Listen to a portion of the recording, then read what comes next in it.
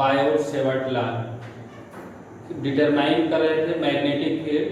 First application मैंने बताया था to determine the magnetic field due to long straight wire. Second topic है आपका to determine the second application. क्या application है? To determine the intensity of magnetic field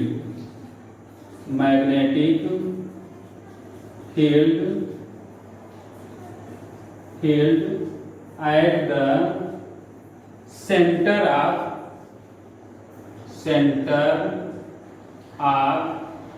circular coil। तो क्या application देखिए, हमारा जो चैप्टर्स है वो क्या था?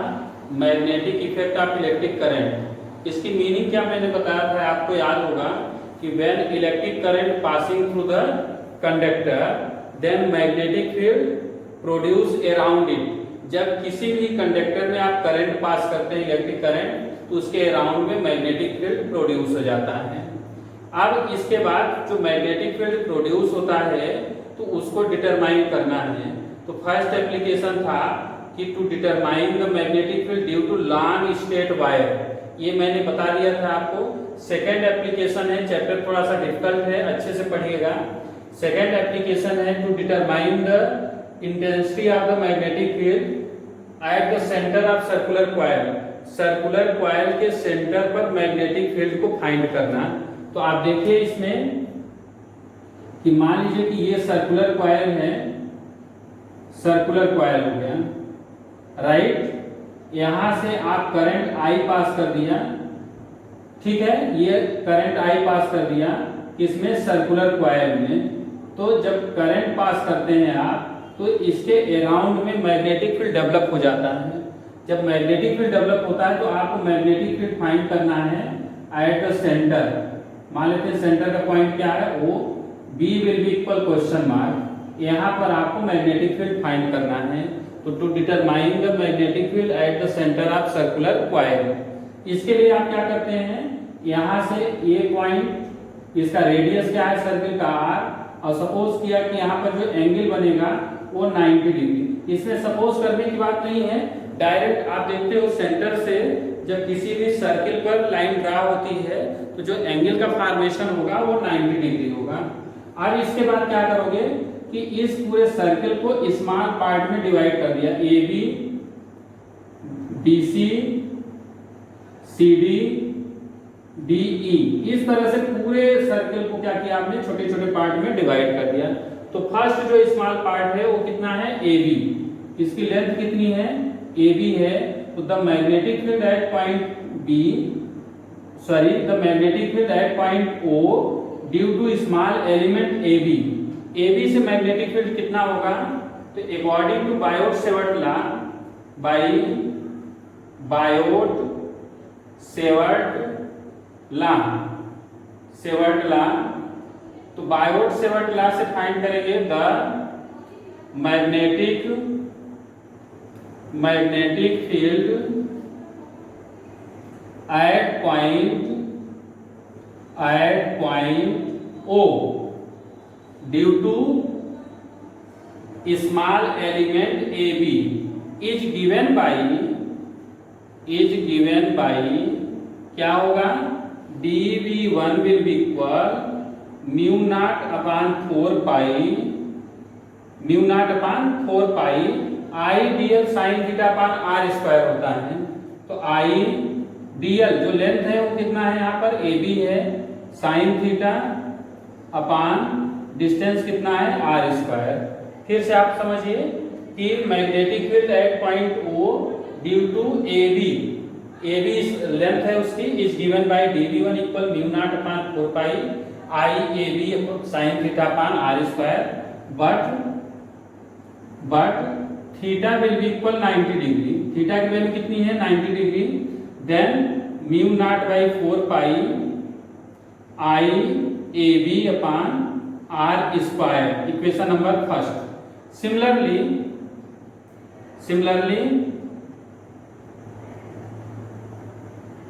Magnetic field at point O due to small element BC।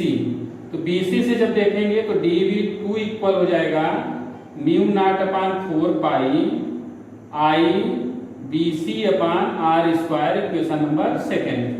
And dV3 equal mu naught upon 4 pi I CD upon R square, equation number third. Dash dash dash. इसी तरह से पूरे सर्किल के थ्रू आपने मैग्नेटिक फील्ड को find कर लिया। अब देखिए स्मॉल एलिमेंट जैसे AB था, BC था, CD था, सभी का जो मैग्नेटिक फील्ड आ गया वो कितना आ गया आपका टोटल आ गया dV1 dV2 dV3। लेकिन टोटल जब सर्किल का फाइंड करेंगे तो अब आप लिखेंगे net magnetic field, net magnetic field at centre of circular coil B will be equal dV1 plus dV2 plus dV3 plus dash dash dash. Total कितना हो जाएगा dV1 plus dV2 plus dV3, सभी को क्या करेंगे प्लस कर देंगे, सभी की वैल्यू पुट कर दीजिए। तो देखिए dV1 की वैल्यू कितनी है mu naught upon 4 pi I AB upon R square plus mu naught upon 4 pi I BC upon R square plus mu naught upon 4 pi I CD upon R square plus dash dash.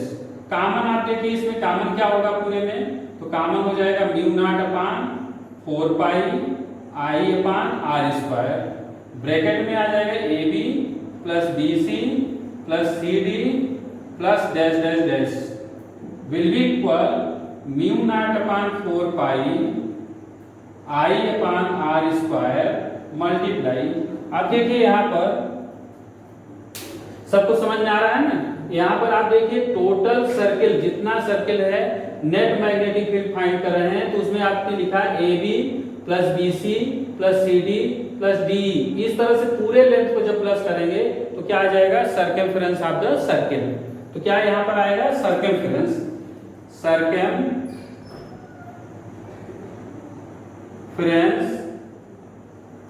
Of circle. जब circumference आ जाएगा तो उसका formula आपको पता है mu naught upon 4 pi I upon R square multiply क्या circumference का होगा सर्किल का 2 पाई R।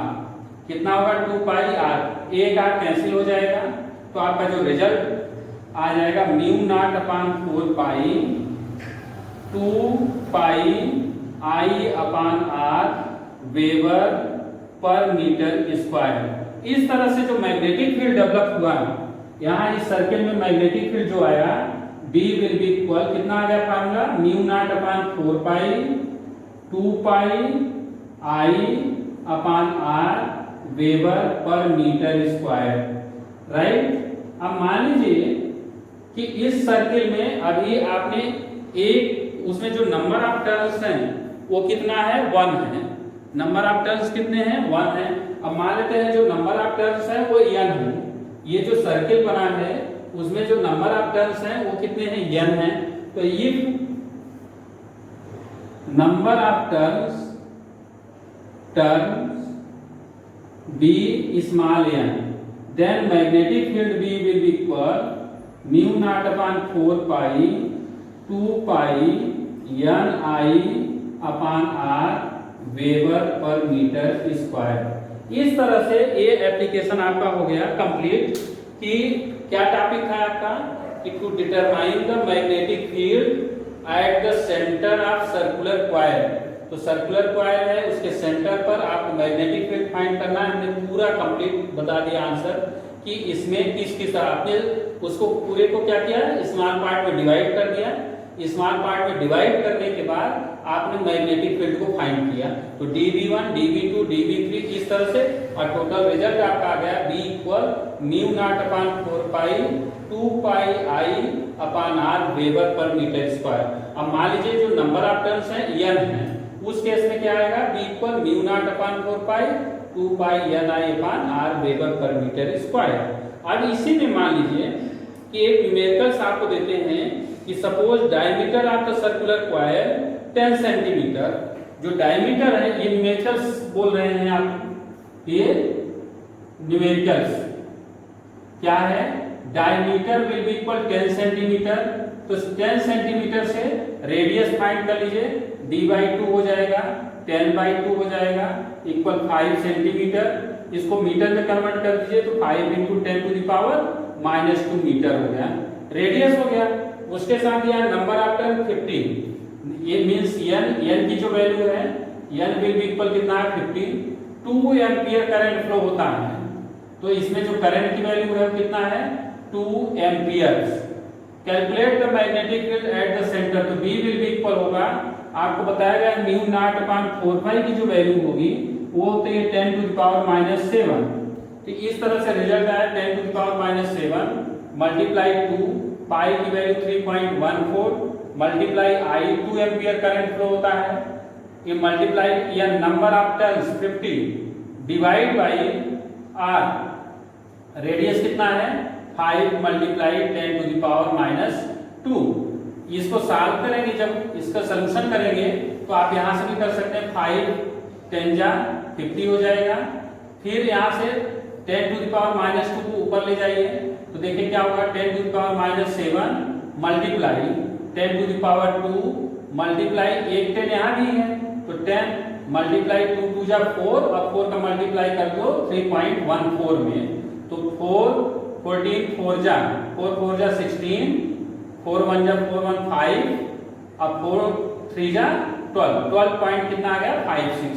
आप देख लेंगे, चेक कर लेंगे तो 12.56 मल्टीप्लाई 10⁻⁵ क्यों 4 आ जाए, क्योंकि यहाँ पर ये पावर ये भी है तो 213 पावर यहाँ पर डिक्रीज कर देंगे तो -4, या इसी को आप लिख सकते हो कि 1.256 मल्टीप्लाई 10⁻³ सॉरी 10⁻⁵ आ जाएगा, एक पॉइंट और पहले से आ गया।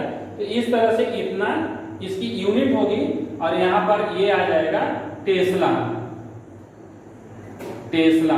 तो ये हमने आपको न्यूमेरिकल सॉल्व कर दिया।